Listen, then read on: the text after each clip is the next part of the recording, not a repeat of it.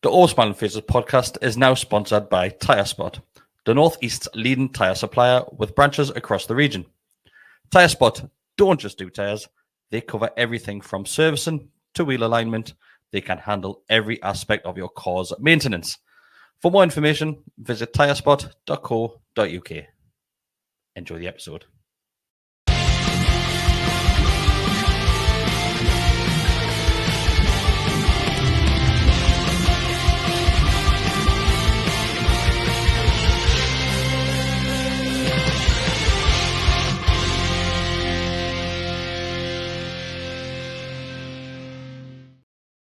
Hi, everybody. Welcome back to the Always Smiling Faces podcast on the GallowgateShots YouTube channel. As you can see, we've got a couple of new faces, yeah? I mean, Bestie, you're still here. You're looking at me when you said that. Far from a new face. No, I'm sick of your face. Any rationale. Sick of your face. But we do have two new faces on the Always Smiling Faces podcast.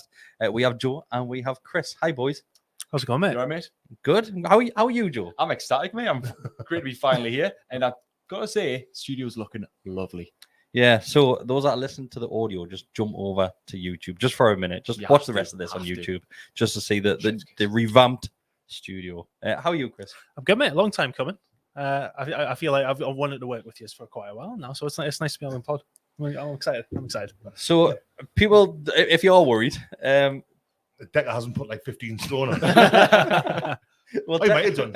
He might have on done. holiday for a good day now. Like, He's on holiday. But yeah, Decker and Mark are. Well, Decker's on holiday. Mark is at a secret meeting, apparently. Oh, he's doing this again, is he? Yeah, he's at a secret meeting.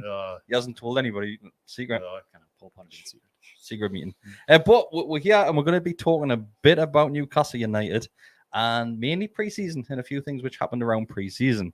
I'll come to you as always, Bestie. First of all, successful pre-season. Very successful pre-season. I massively saw it. Only drew against Villa and Chelsea, I think. Mm-hmm. Won the 4 or 5 games that they played. Got 12 points in 2 games at the weekend, which is Champions League form if I've ever heard of it, to be honest with you. So I think all in all, lifted a trophy. One that didn't exist until about a week ago, but nonetheless. Darren Eales took it to bed already. I saw a massively successful pre-season. I mean, in terms of results of the games, how the performances seem to have been pretty good. I think the signings of Livermore has been announced yet. I've not actually checked. No, I think they said medical's completed. Yeah, as good as done. Yeah. He was there watching the game as well. I mean, so was I. Oh no, I wasn't. But I have done in the past. Doesn't mean I've signed. None of them seats. I wasn't there this weekend. Like, no. So I think all told a very satisfactory pre-season indeed. On the pitch, maybe a little bit of confusion off it with tickets and stuff like that. Like, but I'm very happy. Happy overall. Very happy. Delirious.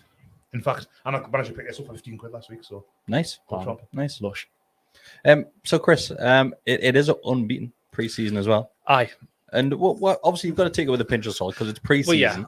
Well, yeah. But it's still good for the lads. It is. It's good for confidence and that kind of thing. But I think I'm always one that's skeptical on the friendlies before pre-season and all of that because there's been times where we've got absolutely tanked in pre-season. We've been mint. There's been times where we've obviously went and did really well in pre-season, then we've done horrible. So we'll wait and see. But I think the performances were good. It was nice to see some players come up and maybe step up a little bit. Mainly, I'm thinking Elliot Anderson in that case. Nice to see the new signings get some good runs as well. Overall, really, really positive pre-season, I would say. You mentioned Anderson, and Anderson, I think he's top goal scorer during pre-season. I think so. Him and Mickey got 4 each, I think. Yeah. But I was reading that he was considerably fitter than everyone else when he turned up as well for pre-season training.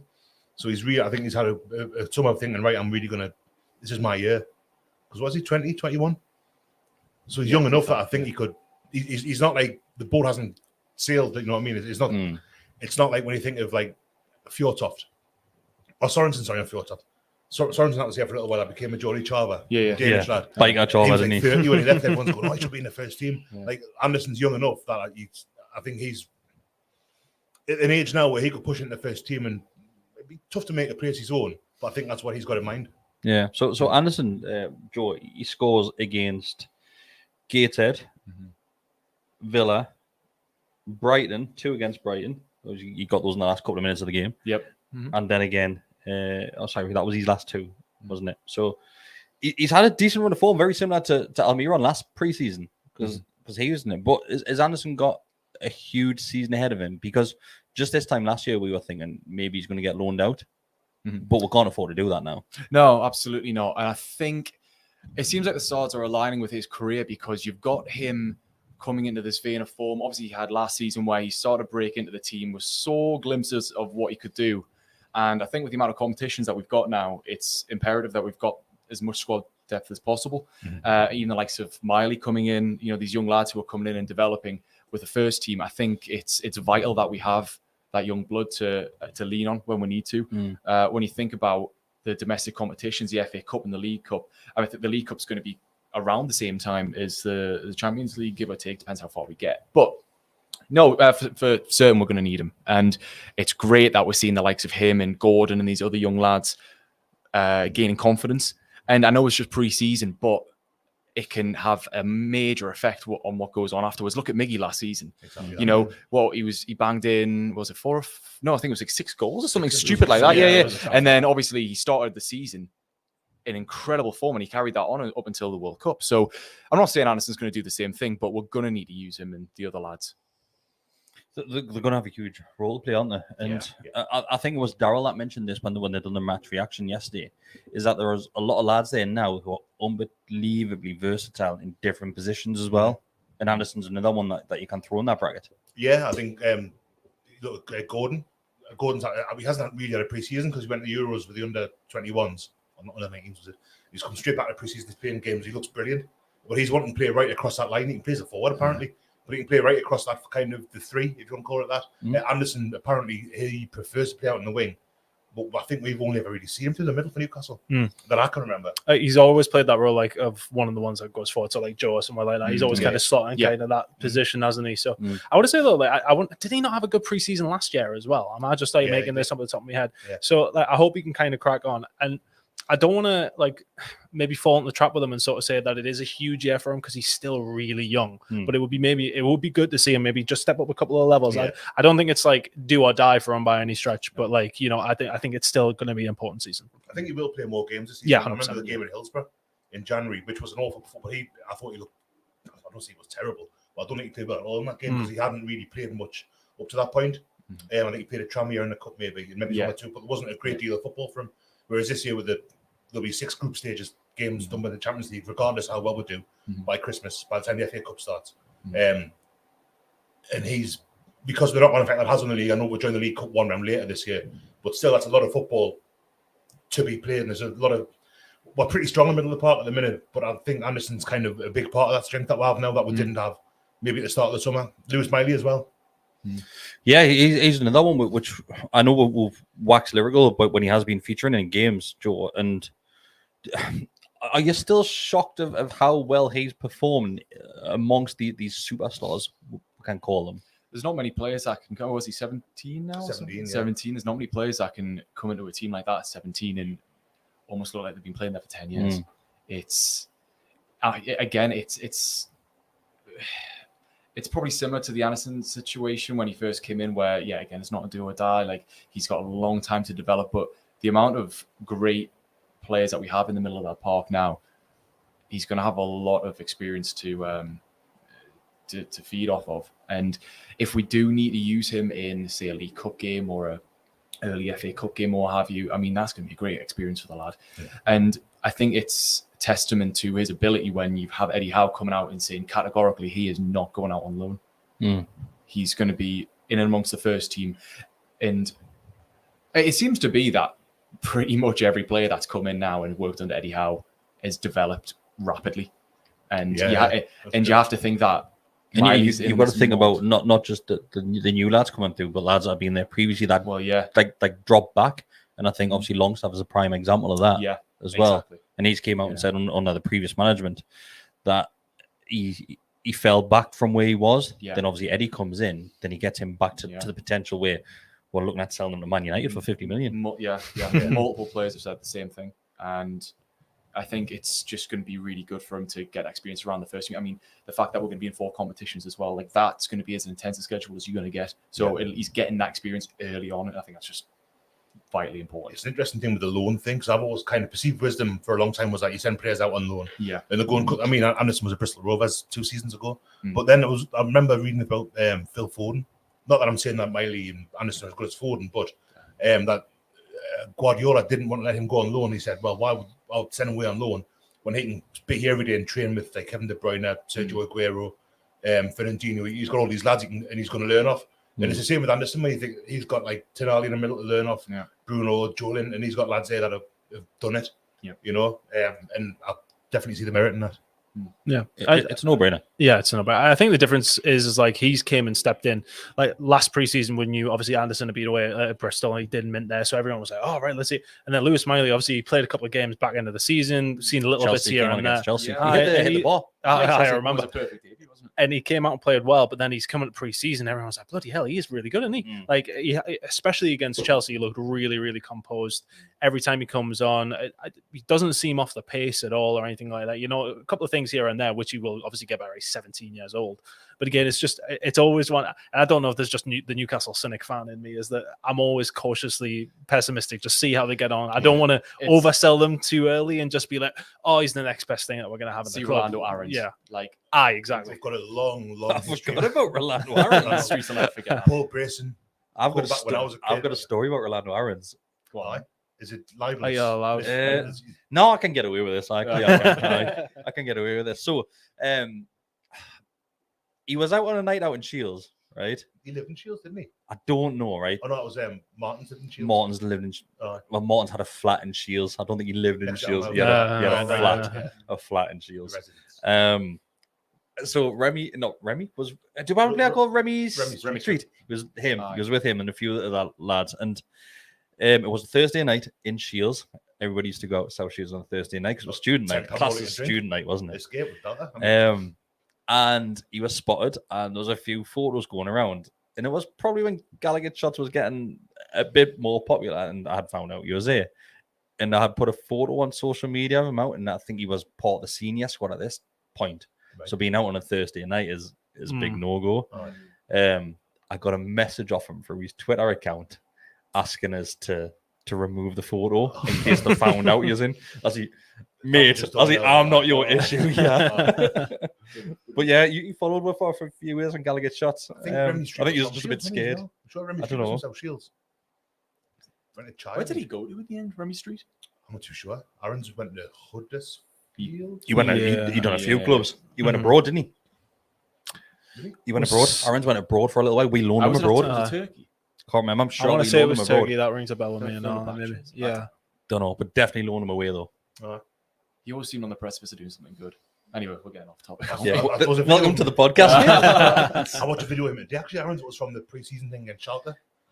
It was Rob Peter Rob. He put one of Riviere scoring a header, and Rolando Aarons scoring a cross-come shot thing at Gelsenkirchen. That was just a bit of a blast from the past. Like a lottery win, that one. Both of those getting on the score sheet. Aarons did all right. He scored that one at Man City in the cup as well. 5-1 against Spurs last year of the season as well. I'll remember that. Did he score that day as well? He did. So apparently, Dan Whitten says that Remy Street went to Port Vale for a couple of years. And Scott believes that Ranger went to France. I don't think it was. I can't remember. He did go somewhere on loan for a season, 100%, definitely. Czech Republic, apparently. Sean's on says Czech Republic. Czech Republic, Aarons. Yeah. It was so random. Prague or something like that. It was so random. Worst place to live, like. Apparently so, like that. It was absolutely random as out. What I want to touch on is because a lot of chat has been about memberships and the new digital ticketing system. I'm not going to focus on membership because we've done that to the death the last couple of weeks. And we released the podcast last week. And within 12 hours, the club had changed their mind. So that was dead in the water as soon as we released that. You were at the game yesterday, Joe. I was, yes. And you're the only one that's been here, been to St. James's Park since the introduction of the digital ticketing. That's plastic. How well did it go? Oh, mate, it was absolutely straightforward. It was absolutely fine. So they've got, it's basically just these screens in every turnstile. And depending on if you've got a straight QR code or if you've got a barcode. So basically, I don't know if it's an Apple Android thing, but my ticket, I just had a QR code, whereas my parents had you had to click on the ticket and then it produced a barcode. You just had to scan the top and the bottom of the screen, but that was it. It's so straightforward, so easy, and yeah, there were absolutely no problems. I can't really say much more about it. It seemed fine, and then from what I've read on Twitter, no one had any major issues with it. So I think the difference from what's happened in preseason, because basically we know how busy it gets 10 minutes before kickoff, trying to get to St. James's Park. It used to be 10 minutes after kickoff, to be fair, but now it's 10 minutes before. Over the weekend, there was a handful of games being played. Obviously, there's 2 back-to-back games minimum each day on Saturday and Sunday. So there's quite a steady flood of fans going into the ground, I would say. Yeah, Newcastle didn't play first either day, did they? So, exactly. I think it's going to be a different story come Saturday. I think it'll be put the test, because apparently it broke down a little bit on Saturday gone, didn't it, before the Fiorentina game? No, I don't think it was the ticketing. It was the card machines for I thought it was both. Or was it? I think so. I've seen something about both. Or was it? Apparently, there was something. Cleary put a thing on to say it. Right. Okay. Sorry, I knew if it wasn't you. I knew they had the likes of the payment system had gone completely. I heard that, but I think I remember the first time I used the card, because instead of using the paper wallet, the paper season ticket, yeah, I was and I seem to recall that was a bit of a carry on, because it weren't quite as reliable as. But like mine's not got I've got my season ticket on my phone. It's just it's like my bank card. There's no QR code or barcode. It's just is it NFC? Is it supposed to update beforehand, or is it literally? Is it going to just be that NFC thing? Like, when you double tap and use your card, isn't it? It's just got the sorry those listening and watching, but that's the season ticket now. Yeah, well, that's exactly what contactless logo. I didn't know if it was going to change or if it is literally just like your card, isn't it? I think it's just the same thing. So it's just going to be like a card. Just act like contactless. Weirdly, I've still got mine. I give mine because I'm not going to the game on Saturday because it's me Ben's second birthday on Friday. Just let him fend by himself, mate. So I'm getting just let him fend for himself. Give me his cake. Instant divorce. I'm away now. So I'll actually pass mine on. I've done that. When you with the fellow member and all that, and dead easy. All right. It's really, really good. Like, it hasn't worked yet. I know that Darren Blackburn's got mine. And I know he's got the email. He hasn't been able to download the stuff yet, but it seems to be a little bit working a bit too well. So I think it could be chaos. Especially with it being a Saturday tea time, everyone's going to be on a drink from like 11 o'clock in the morning. I think the main issue here is Villa as well. Well, everybody will be on the drink, right? And for a good few hours beforehand, and you know what people are like on the phones. People will go on social media, and the battery will just go to the point where you shit your pants when you've got 5% battery left, and I've got to get into the ground. Especially with our Telegram group, I've had to mute it because I was getting the metal back. My phone was dead. I was like, it's not got that. But apparently, if you've got like an Apple Watch, I'm assuming an Android equivalent works on there. I saw someone on Twitter earlier. I would imagine so, because you can pay with your phone these days. Your watch, sorry. I wouldn't be surprised if they start introducing charging stations throughout the ground. You got to get in there first. No, I was talking outside where the turnstiles are, around the stadium. Those guys that wear the blue, what are they called? There were people set up in stalls with like I guess ticket guides and stuff. So I wouldn't be surprised if they had a place where you could charge your phone if need be. But I think it's all right for people like us who are quite well versed. It's going to be the older generation that's probably going to struggle with it, which will probably slow everything down. So we'll see. I definitely think it's going to be a lot worse on Saturday, though. There's no question. I know I've been talking to Sunderland fans because they're doing the same thing this summer. And I know there's a lot of concern about, older fans who might not have being so fair. I mean, 41, like some Mark. Bless him. Can't call me this week either. who haven't got I know people like our age. Sorry, the younger lads. I was going to say, I think me and you are like a bit higher now, mate. Thank you for including yourself. I know. But who haven't got smartphones, like lads who just totally, I'm not interested in that kind of thing, just want the old, like a pager basically. So like they've got I know there's contingency, but that not everyone's going to be as online as kind of the likes of us are. So they might not. Well, apparently Scott is saying if you set your card as your transport card, will work with no power whatsoever on your phone. How does that even work? Set as transport card. First of all, I don't know what a transport card is. Second of all, how does that work? This will be like an Oyster card. I'm sure you can put your Oyster card on the same thing, so it'll be something similar like that. I didn't know that didn't work without any power on your phone. I don't know how that works. Is that Scott's not an Apple person, was he? Scott is the Apple person. Oh, well, there you go. Yeah, he is. Yeah, it's all he eats. We need Scott to put a PDF together. PDF. Yeah. No, there's some people asking if it works like Google Pay and stuff. So like I say, there was some tickets for some reason. I don't know why it was different, but some of them worked like literally a contactless thing. So it would come up in your wallet with everything else, and you just scanned it, but for some reason, some others had a barcode that you had to scan. But either way, works dead simple. So.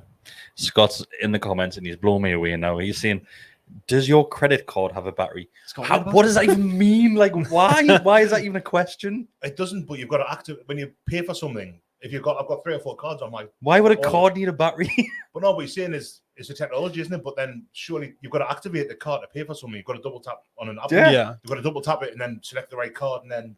Scott needs to come and dump this down. Yeah, Scott can do a short at some point. Yeah, do a short. Yeah. But yeah, let's move on because we're going to be here all day. I was going to say, can I talk about some maximum for a bit? I go on.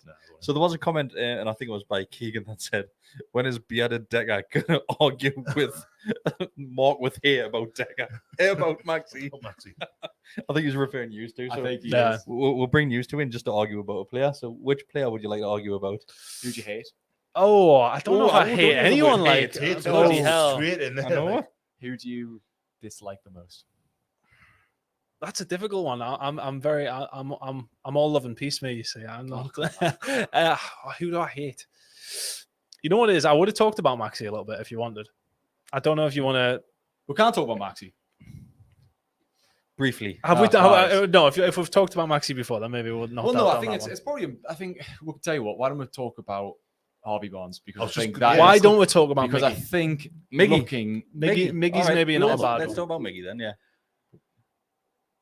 He was just the same Miggy after that purple patch, though, wasn't he? Like that was going to kind of be my whole point on it. It was like he went straight back to kind of what he was like, and he's still infuriating. I just don't see him doing that well this season. I'd be mind blown. Yeah, I mean, what I will say is that he's still pulling the same tricks, isn't he? Where he's cutting in on the left hand side. Yeah. I mean, don't get me wrong, it is really effective in pre-season, but I think I'm quite worried that Premier League teams know him inside out now. Well, that's it. That's kind of what I thought as well. Is like, he's going to cut inside, do that. Yeah. But like, is it going to continue? Is he going to be able to bring that again? Like, we've reinforced that left wing. When Miggy's injured, who goes there? We've got people who you maybe can flex into those positions. Gordon can play out there, that kind of thing. Murphy can play out there, of course, as well. But yeah, I don't know. Miggy is. I love him as well, especially that first half of the season last season. But I would be very surprised if he did that again.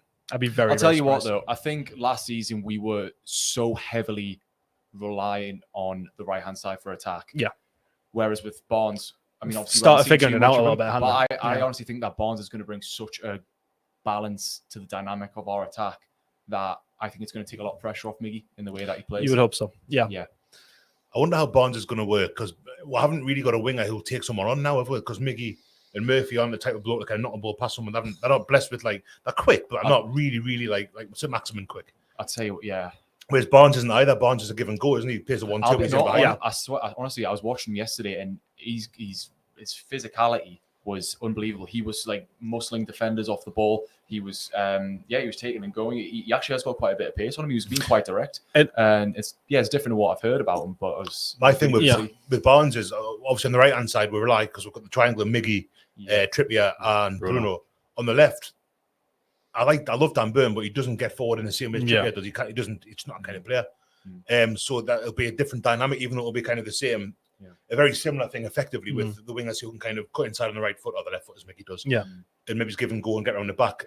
Not having the fullback coming forward to kind of join in with that. So, he did a little bit towards the end of the season, but it's still not his game, is it? I think that'll be slightly different. I think it's something which we've highlighted a few times, that the left back not necessarily being an issue, but being nowhere near the same comparison we'll have on the right hand side of the field. And I think a lot of fans have wanted that to be addressed this transfer window. Yeah, it felt like something that, because effectively, I mean, I know Dan Burn played left back a lot for Brighton, and I'll reiterate, we love Dan Burn.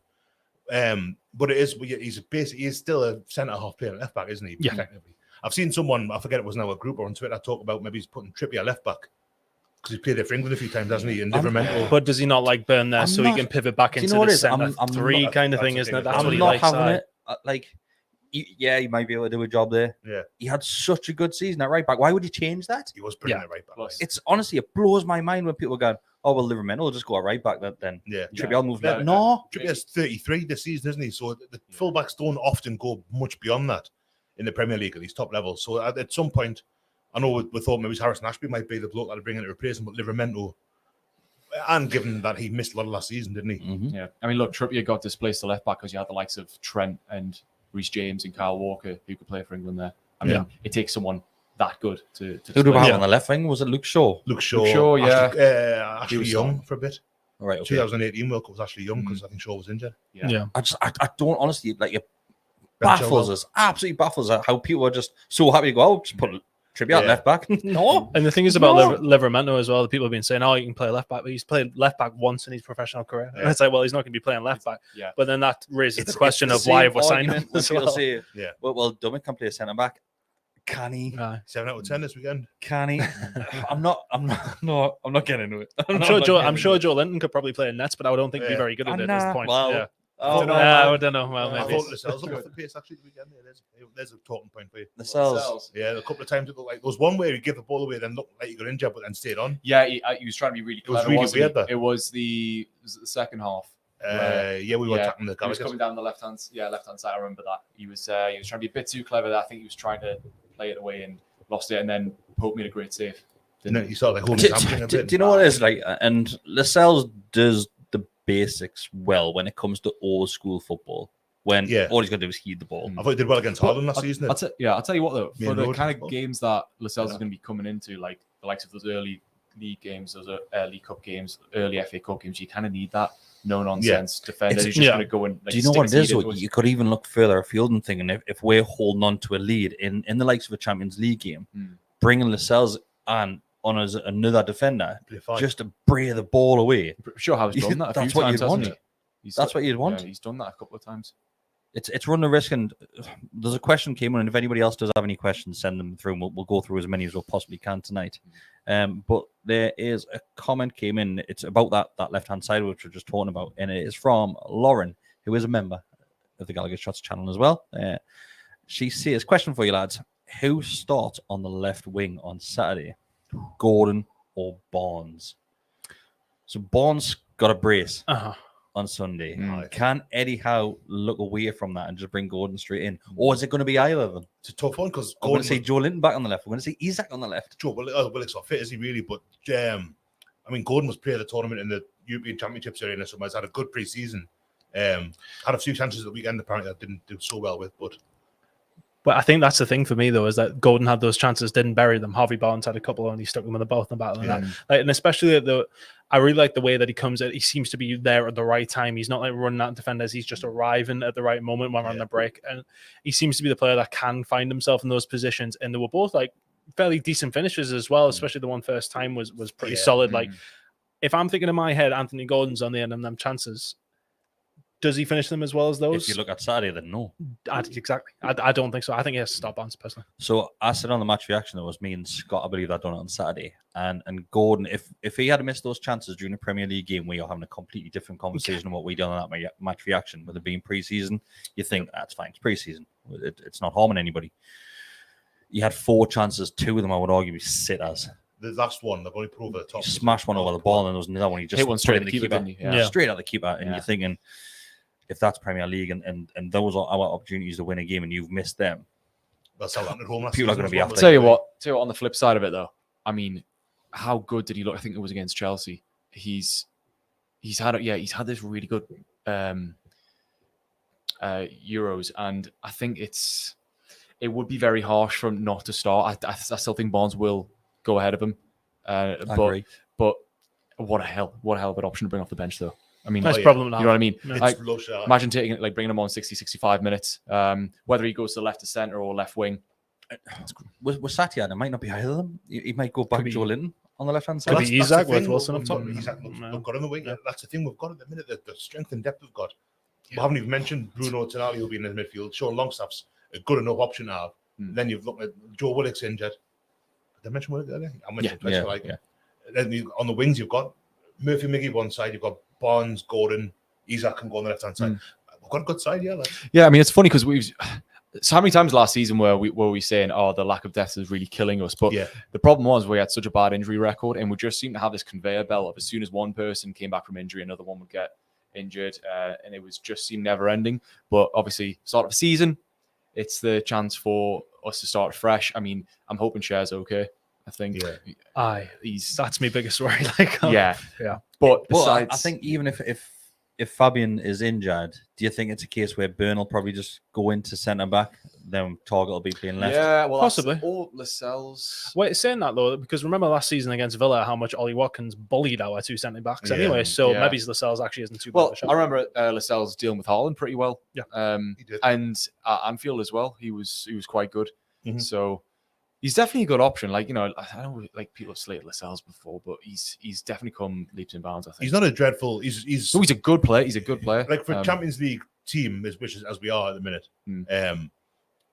He's not someone that you would say he's going to start 30 odd games in a season. But No. I mentioned last week. Or It was before last week that, we mentioned it, yeah. that Dummett was probably the best sixth choice centre Yeah, half in yeah. the league.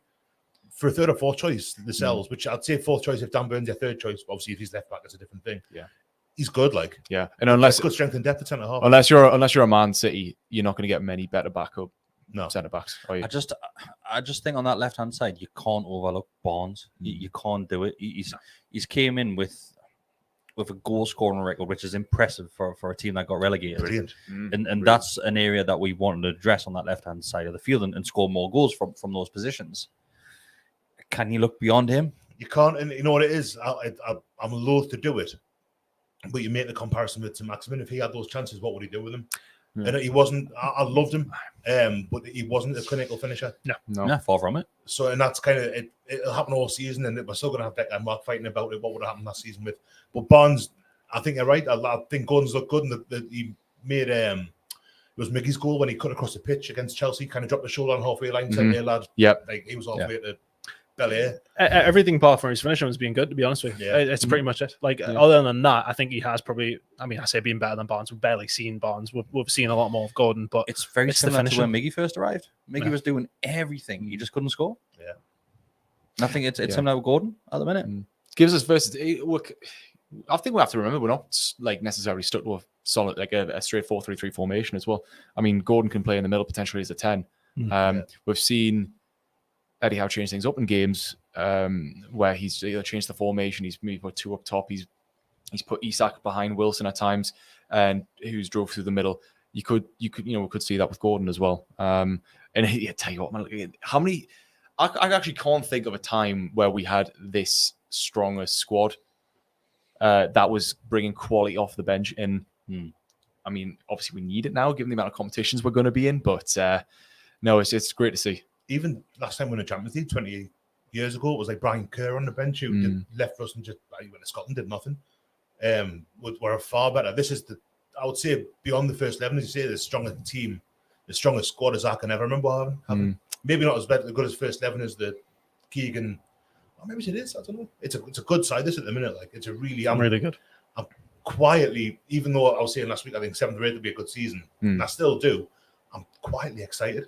I'll tell you what. I mean, you look at the Cellar Cup, right, and you look at the two squads that were put out. Obviously, that's not going. Either one of those squads are not going to be one of those that start on Saturday. But if you put them out on a Premier League game, I think they'll do pretty well. Yeah, that's the thing. Yeah. Do you think, obviously, Bestie, with Villa being the first game, it's probably a decent game to go into because it's going to test you. They had a good summer as well. Villa, Emery had them playing really well when he came in last season. Good team. The form team in the league, or one of them, certainly after Man City. It's a tough start of the season, and Villa's, I remember when they got relegated. When we got relegated in 2009, in the first game of the season was West Brom away. And no one knew how it was going to go because it was the whole Shearer's going to get the job. He didn't get the job. Chris Hughton was temporary manager. We played at the Hawthorns, drew 1-1. Damien Duff scored. Tim Krul had to come on because Harper got injured in the first half. And that was kind of a bit of a because West Brom were a good side at the time for championship standard. And it feels a bit like that this season where I feel as if we're going to do all right, but Villa are going to do all right as well. And how we do against Villa won't necessarily dictate how well the season goes, but it'll be an interesting kind of. I think that'll be It's going to be unbelievably competitive from second down, Very much so. second Oh, yeah. 10th, I would say. Yeah, it's a great opening fixture, I think, to really test our resolve. Obviously, we've got Liverpool and City after that, but you feel like, yeah, you're right. You feel like we're kind of on par with Villa at this point in terms of the progression that we've both had as clubs. Brighton as well, I'd say, because Brighton too, yeah. Brighton I mean, weakened them a little bit, though, haven't they? Yeah, but I mean, last time we played Villa, apart from obviously the friendly, when we played away, the battered one. Yeah. Like, in They comparison, battered them at home. They battered well, we'll us beat away 4-0 4-0 at home, and they battered us 3-0 away. So again, it's like these two teams are almost like neck and neck in terms of just how much they're progressing up. So it's gonna be a great match to watch, I think, especially for a neutral. It should be, yeah, it should be. I don't know. I'll probably be spewing when I'm Oh, for a neutral, it'll be great to watch. I don't know about this. Yeah. If there's another question coming in, it's a good one. And do you know what is we never really get involved with the likes of transfer news and things like that. But we'll happily talk about areas that we would like to see upgraded at Newcastle. And this is a question which comes in from Emily, who says, how would you guys rate this transfer window out of 10? Start with you, Chris. Give it a 7 out of 10 so far. I think the signings we made have been good, but we do need a left back, I think. And I think that's probably one of the biggest sticking points. I like the Livramento signing as well. I mean, look, ultimately, whenever we have these conversations, I always think Eddie Howe knows a lot more than I do about football. So, like, I always kind of tread on this one lightly, but I don't know why we haven't signed a left back yet, unless we've got something. I just feel like it's probably our weakest position. Yeah, strictly speaking. There's been talk of Kieran Tierney for months now, and it just that died off, didn't it? Yeah. So I'm going to say 7 out of 10 so far. I'm glad that Livramento is happening. I'm not too sure why, and I'm sure he will be good. But other than that, really happy with Barnes, really happy with Tonali. It looks like Minter is doing really well at Feyenoord and all. Like so far so good. There's plenty of time. I still think we'll get a couple more in. So for now, I'm going to say a solid 7. The thing with Livramento signing is it's 31 million with 5 million to be added on. I think it's all money. For someone who isn't necessarily going to be a starter, and if we need a left back, which I think we do, I agree. Yeah, it feels like that's a lot of the budget gone on someone who's a player for the future. Mm-hmm. Obviously, they must really fancy. I mean, he's gonna get a lot of games this season. You would think, hope so. Still, if you think of the timing that he's been brought in at, though, he's still got Trippier, who's going to be at the peak of his game for at least another 1 or 2 years. So it's not like Livramento's coming in and Trippier's literally out the door. He's still got that coaching and in him as a mentor for a good amount of time and to really embed him into the squad. So I imagine that's why he wants to bring him in now. Trippier seems to be the perfect kind of role model as well. Absolutely. As far as that goes. Yeah. Take away like the gambling thing. Yeah. Like the way I remember, I've mentioned this loads of times, that the cup match actually got beat at home to Oxford. Yeah. Season 4 last. Was it Oxford or Cambridge winner? I was going to mix one. It was one of them. One of the university. One of the boat race teams. It was university teams. And before his first game, he's orchestrating the warm up in the front of the trophy corner. And I think he's been here 10 minutes already. Yeah, it was his debut. Yeah. And ever since that point, you can see him. He's a captain. I mean, I know Lascelles is club captain, but Trippier's class is on-field captain. Yeah, Trippier's keeps referred to as. I know we'll keep on saying there's captains all over the pitch, but he's one of the big ones for me. And Livramento learning from him, it can't possibly be a bad thing, surely. Yeah. But I can't say too much about it. But the documentary has a couple of hints at the leadership group behind the scenes as well. Chris, which is lovely. That's the end of year bust, is it? That's totally lovely. It's lovely. I'm going to agree with Chris. I'm going to say 7 out of 10 for the transfer window, but with a distinct possibility that in a couple of weeks it could be a 9. It could also be a 6. Yeah, I think if we don't get, I think really? I do think we need 1 or 2 more. I think if you think it stays as it is, it'll be a 6 out of 10. Yes. Okay. I'm saying 7 at the minute on the presumption that I think we will get a left back in eventually. That seems. I was reading. I forget which list was. I saw maybe Chris Waff saying I don't think Livermento's going to be the last one. Yeah, so I don't think he will be. It's quite exciting that the players. I mean, a couple have been like Livermento's been talked about for a long time, but a few signings that they've made have just totally come out of left field. But that's it. Almost every signing that we've made, those come out of the blue. It feels like the more talk there is, the less likely it's actually going to happen. So do you think we're done on the attacking side of things? I think so. Yeah, I seen something on Twitter today about that Florian Wirtz from Leverkusen. There's no way that. Nah, well, there's no way.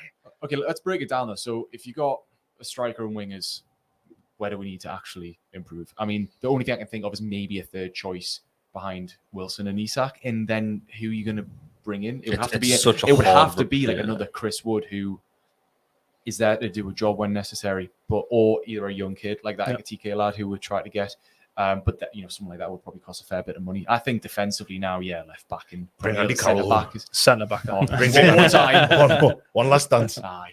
But as for out of 10, I probably agree. I'm tempted to bring it up to an 8 just simply because we managed to get Milan Starboy to come. Like, I think that was such a big pull. And I like the fact that we've gotten most of our signings in fairly early as well. I think, obviously, we had Isak who came in after the start of the season and he took a while to be embedded in. I like that we've managed to get at least most of these signings in and they've had a chance to play with the first team and get that sort of training in. I think that's really important. So, I would say 8 at the moment. If we don't get a defensive reinforcement in, I'll probably push it down to a 7. But I think we've done very well.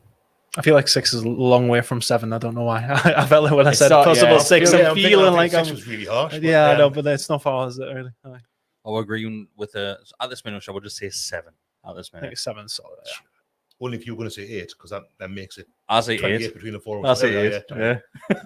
The pessimistic side of the table there. It makes it easier if I just say that. Once again, if anybody does have any more questions, fire them our way. And like I said, we will go through as many as possible. Whilst I've got you two lads here, and this is something which I ask most people when they come on, this season shirts, thoughts? Hate them. No, wouldn't be seen there. I think even as a trio, all really, really solid. I think the blue ones, I would say, obviously, the black and white, the home one's my favorite, the green one, the second, and then the away kit, the third, I would say.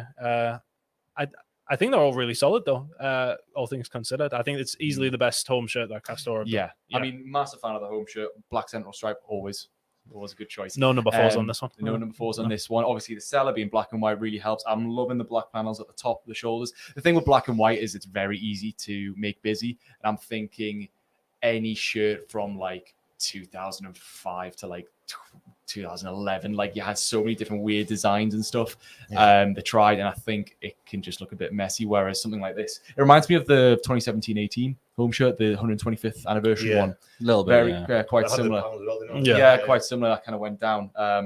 So no, and I like the fact that they've gone for the collar reminiscent of the 84 shirt, I think it is. So really nice. The green one, it's okay. It's okay. Not my favorite. I think I've seen some concept kits out there who do green a bit nicer, but it's okay. And I like the fact that they've tried to do something different by making each design unique on each shirt. That's quite cool. The blue one, I do prefer though. Honestly, when they did tease it, I was thinking that they may have done some kind of throwback to the seahorse shirt. I was really hoping, because there were a few concept kits out there on Twitter that had nailed it, and I was thinking, have they went and done it? But they didn't. But no, it's still quite cool. I saw it for the first time in the flesh. It looked lovely on the players, like and it has definitely grown on us a little bit. And I like the fact that the noon actually does blend in for once on the shirt. So no, it's cool. It's cool. It's something different. I think they've definitely done a good job, especially when you compare it to some of the other teams.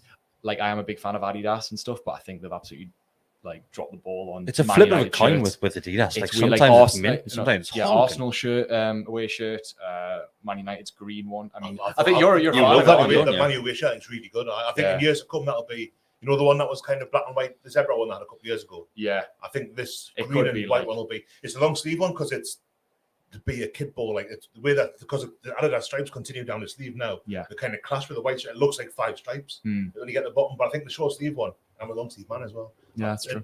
I think it's a nice shirt. You've been absolutely good recently, haven't you? Because you haven't been able to get your long sleeve shirts. Last few years, it's been a killer. What was the last season that I did at the championship? 2017. 17, the 125 one, but they're really hard to come by. Yeah, I've got the away one, the blue one with the kind of speckly, actually that kind of effect on it, on the sleeve. I've got the away one, was the third one, right? The back one, I forgot that. But the home one, that was the last one. But I really, actually they did it the season after with the Rondon shirt. But I've never seen one in the wild, just on players. There's a great shout by Baz88, and I agree with him. The white socks yesterday didn't go. Is that the actual socks that they're supposed to be wearing, or was it clashing? Sure. I think a dark blue, weren't they? I couldn't tell if they were part of the third kit, whether they were the home's white socks. Because the away kit got white Is it shorts anyway? It's really weird how it's a green and black. They've and got a white. 3 choices again, haven't they? Yeah. I suppose They were wearing white socks yesterday. It just looked weird. I'm not a massive. I prefer black socks on the home kit. I know it's not a. It doesn't bother me that like. I know Decker loves white, doesn't he? Yeah. White socks. For me, it depends. If the shirt's primarily black, I think the white balances out quite The nicely. contrast. Yeah, Yeah. but you know, I'm not furious about it or anything like that. I'm raging, dear Mandy. That's why they've had to change the studio because I just tore it. I can't have any of the white socks. Right, next question is from Blue Rhythm Boy that says, do you think the owners will now expect Eddie to maintain top 4? So we had this discussion last week, I think it was, Bestie, It was last week, yeah. that was said that expectations are always going to change. And if we don't finish in a similar position, I'm not saying 4th, but very close to what we did last season, it can technically be looked at a failure and a drop-off. No matter how well the rest of the teams done compared to last season, you're taking a drop back. And because we got in that position ahead of schedule, that doesn't mean that the schedule has been paused. We've just jumped forward at that point. And we're not going to go back over the last 2 years. I think there might be a little bit more leeway in that if we finished 4th this season and not the season just gone, they would expect to be top 4 every season from there on in. If we finished 6th last season and then 4th this season, they'd say, right, we want to progress. I think we'll finish 6th this season. It wouldn't be seen as a failure per se. I think any lower than that, and he'll start to feel the breath on the back of his neck, as it were. Top 5 Champions League this year. Almost definitely, yeah. It depends on the coefficient thing, doesn't it? But it's pretty much a done deal, isn't it? Yeah. More or less. But there again, that might save his job. Craig. What a thing to say that after what he's done for us so far. But thinking ahead, and I don't anticipate I'll be one of the voices in because of what he's done so far has been phenomenal for me. But I think there will be pressure. I think, especially after the start that they have, September in particular, I think it's got to go well because I think it's a bit more of a forgiving set of fixtures on paper at least. It is, yeah. Champions League notwithstanding. It feels like a really perverse conversation to be having, to be honest. I mean, thinking also in November you might be in trouble. Do you know what it is? So when the likes of the chairman, Araman is he called? So when he's every time he's speaking, he talks about making this club number 1. Yeah, he wants us to be the best team in the footballing world. So if we start to drop back. But then I think the expectation, especially with the financial fair play, like obviously I think they would have went completely forward had these rules not existed. And obviously the problems we had with the fact that we haven't been able to sell people, they would have been probably expected us to continue to do so, but they know the constraints we're under.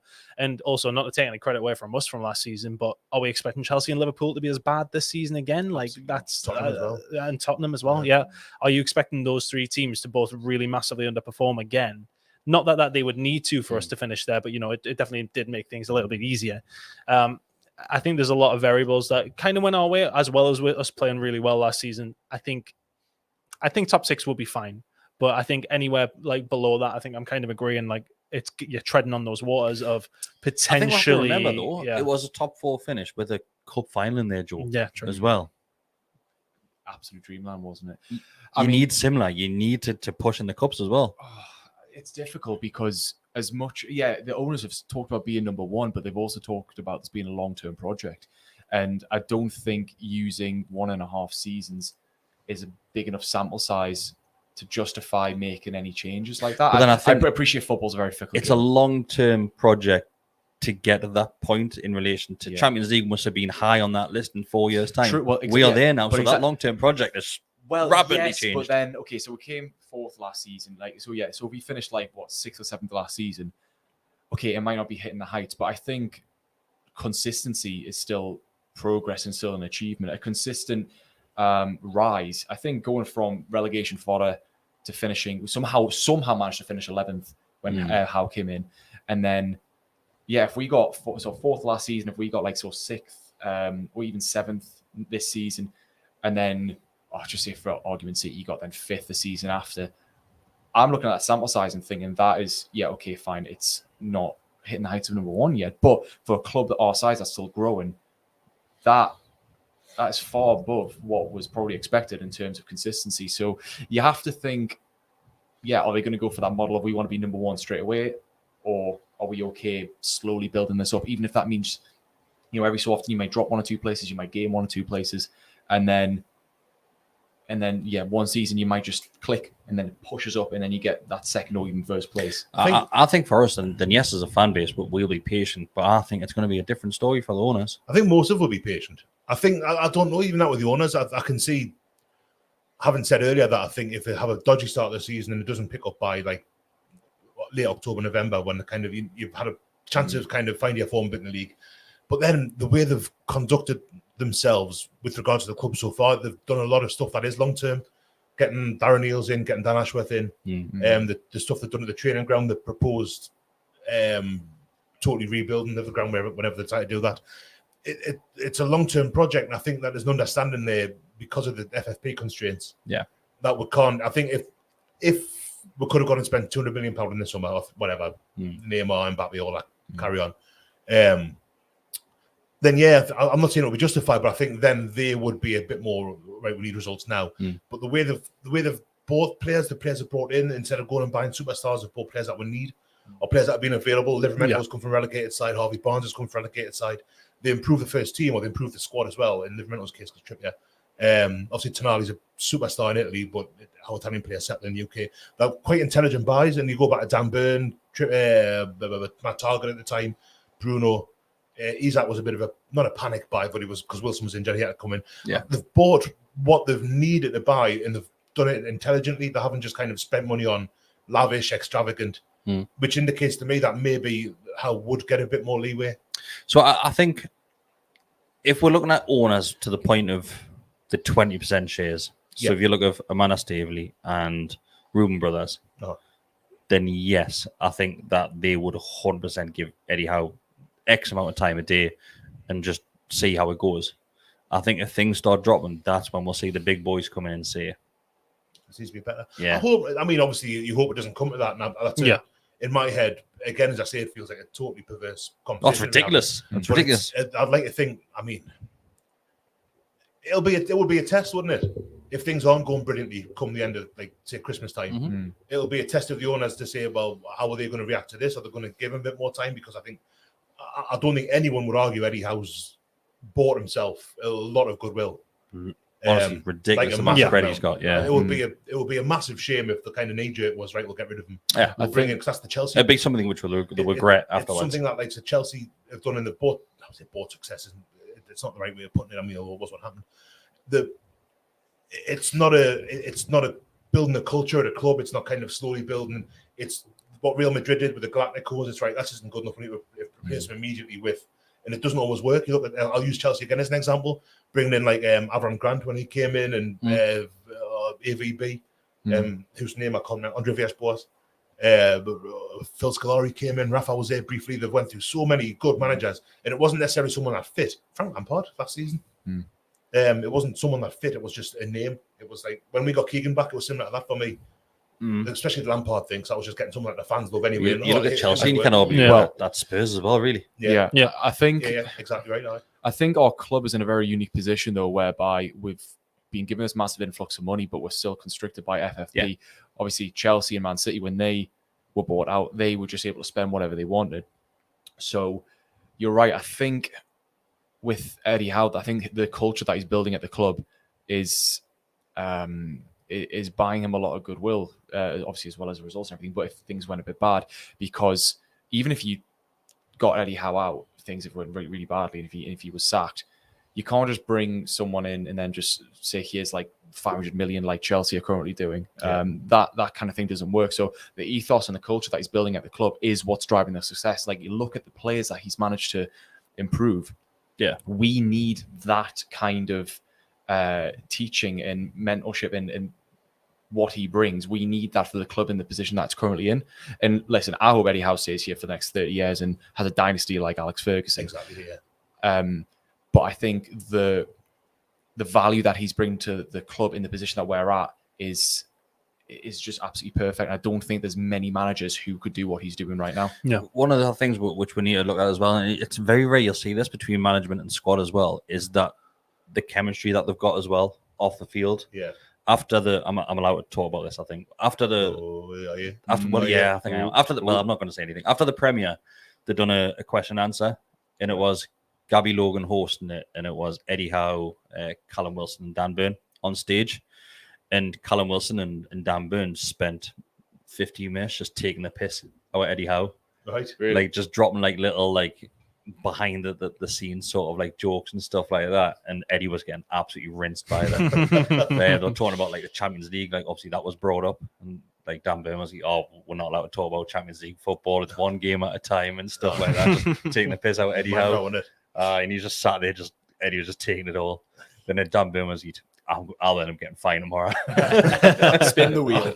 An extra lap. Like it was decent. It's a thing that Joe made a good point there. If you sack Eddie Howe, again, this is totally like multiverse. It's like, but then the ethos he's brought in the club because he's so obsessed with kind of self-improvement and improving the players that he's got. And the way he plays football, you would have to get someone, it would have to be like a Unai Emery, who is he good? Probably wouldn't be leaving Villa anytime soon because he's done a good thing there, you know. You couldn't replace him with a Steve Bruce because it's a totally different. It was like chalk and cheese. There's not many managers. Are there any managers, Emery notwithstanding, who could get what Howe's getting out of the players and made them play the way they are? I'll go back to the thing I always say about when Isaac was getting back from injury last season, when Howe said he's fit enough to play for other 19 teams, but not for us yet.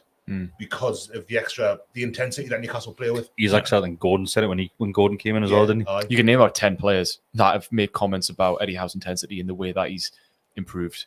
Yeah, he's a very modern manager, Howe. Like and that's the thing. He's a young manager as well. It's like he is growing as a manager with the club. Yeah, and that's why it's a perfect fit. Exactly, that's exactly it. It almost feels like too good to be true, isn't it? What's been going on? But it's happened. It's happened. And do you know what it is? Like, I'm just really excited to see how this team sort of copes with like 4 competitions. I'm genuinely quite excited that we will do well. Obviously, it could come backfire on us by saying that, but look at the squad depth of this preseason. It's got me thinking. You know what? You could put out those 2 11s and they do a decent job. Yeah. Yeah, just got to be patient, man. But we've got these young players coming in, developing, and what I really like, especially about the signings that he's brought in, is that almost all of them have been like under 25. This is a squad that is going to be developing together for like years to come. It's interesting because the transfer policy is basically the same as what Mike Ashley's was. But you've actually like added a 0 at the end of the transfer. We're buying number 1 on the list now rather instead than of number 12. Yeah. That's the difference. And it's honestly, it's great to see. And I think there will be at least another one after the Remento comes in. Honestly, I'll be very shocked if another one doesn't come in. Yeah. Be very shocked. Anything that you want to bring up before we end it? Has that clock always been there? No story behind that clock. Sorry for anybody watching, but there is a clock behind the camera. Although there's just no audio. I was sat. What did you say? It's not Ian's clock, is it? It's not Ian's clock. Imagine. So I was busy doing something when we're doing the studio over, and I was busy somewhere, and Warlass was sat there. And Mark, I tell you what, Mark with a hammer and a drill is dangerous. He's very handy, Mark. He breaks things in the in the meantime as he's doing things that he had to help with. He manages to break other things, but is this clock straight? Yeah, it looks it. And I swear to honestly, I took 2 steps this week. You can tell it's not straight. So that's Mark's doing. Yeah. But yeah, that is it. The clock's always been in the studio, but it's been behind this shelf for that long. Nice having it. Yeah, it is. Yeah. Anything else? Anything else that you noticed, Bestie? I noticed that. No, I mentioned it later on because it was given away. Oh, right, yeah. Don't mention that, mate. No. I was going to mention what midfield 3 starts at the weekend. To me, I think. Do you bring Tonali straight in? Juggle Brothers. Sorry. All right. It's me to you. Who do you say, sorry? Tonali, Joe Linton, and Bruno, I think. I think Tonali's had a good enough pre-season in him. Again, bought early enough. I think he's had that embedded into him. So I'm disagreeing. Do you think Longstaff will go in? I think Tonali be on the bench and Longstaff will come in. I do as well. Oh, I mean, I won't be totally surprised. He's done it before, obviously Bruno and that. Bottom as well. Yeah, last season.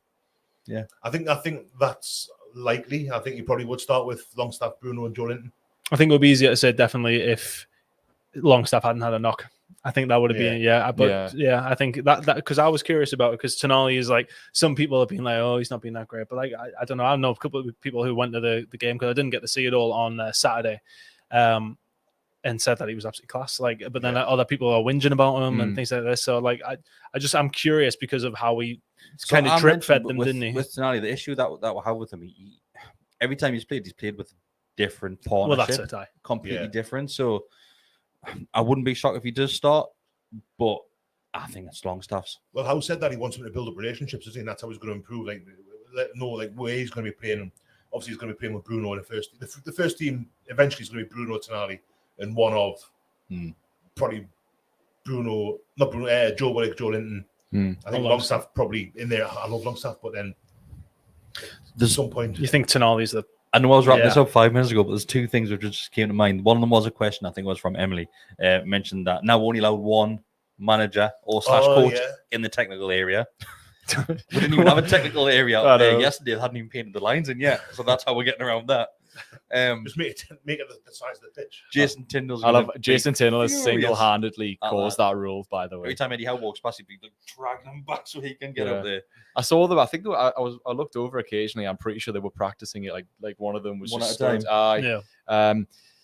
I get Tyndall to sit down and Eddie Howe and go and have word with him, and then come back to the.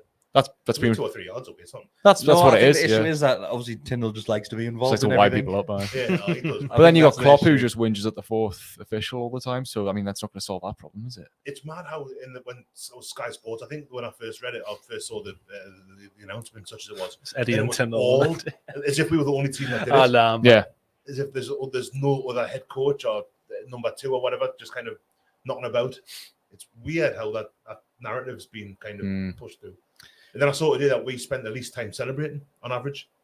Yeah, so it was like 66 seconons or something. Yeah. Well, apart from that one that Bruno scored at the end of the season. I was thinking that definitely drove the average up a fair bit. Like, But that was because given that we waste the most time on goal kicks, apparently we spend the least time celebrating. Yeah, that doesn't make sense, does it? No, it doesn't quite fit what's being said. Yeah, it doesn't fit the narrative. No. The last thing I wanted to mention is that we now have a new rule which has been introduced where any sort of, so there's 2 actually, so any injury which the referee determines as not serious, you're straight off the field. Unless it's 2 players from the same team. Yeah. But then you're straight off the field, as in that's when you're going to waste time. Obviously, just rules that out. The other one is every single second is going to be added on in stoppage time. Like the World Cup, so we're going to see World Cup games. We're sorting the championship over the weekend. There was 17 minutes getting added on. Are you not all for that though? Do you not think that's a good thing? Yeah. I think that's a good thing. Ask us that when I'm absolutely busting for a piss. That's it. Is it really gonna change that much? Because the game's still like 2 hours. 100%. You think? Rather than saying 4 minutes, 4 or 5, because it crept up this season. One season just gone. It did. You're gonna double that this season. Oh, easily. It happened at the weekend. I was talking to my next door neighbour. I was at the Sunderland game yesterday or Saturday, and he said it was 12 minutes added on. Or quite a lot at the end, because obviously they had a player sent off and those like goals the second half. He says, "Oh yeah, it was like a good 10, 11 minutes added on at the end." So I'm in the World Cup, England v Iran, when the keeper broke his nose, was like 20 minutes added on. The it's true. It's true. It was a huge amount. You have to think. Hopefully, it would stop people from arguing about, was it too much out of time? Was there not enough out of time? You know, if it's done that way, you'd think, well, it's as accurate as it can be. Well, according to all the other fans across the planet, it's our downfall now. That's it. We're done in. How are we ever going to win any games now? We'll just have to start celebrating longer. Right, it's been a pleasure, boys. We've been going for over an hour now. Thanks very much. Thank you, everybody who has. So we'll have. What? Yes, we'll have you. That's a clock, mate. That's a clock. Yeah, that's the clock. It's a big hands on the 3. We'll make it a Mickey Mouse one for you next week, mate.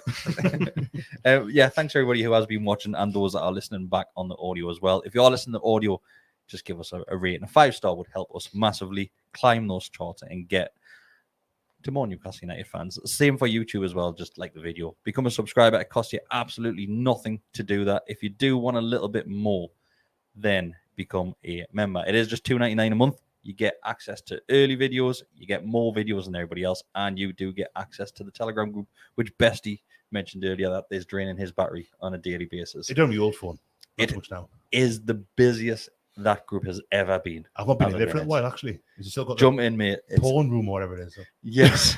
It's not a porn room, but That was the busiest one. You're going to get an influx of I feel like I must now, be aren't you? need to join now. don't I? but, if you want to come to the porn room, it's $2.99 a I month. told us Mark selfies. If that's gonna sell it, mate, The smell as bad as the look, Mark. the porn room. Thanks everybody. See you later.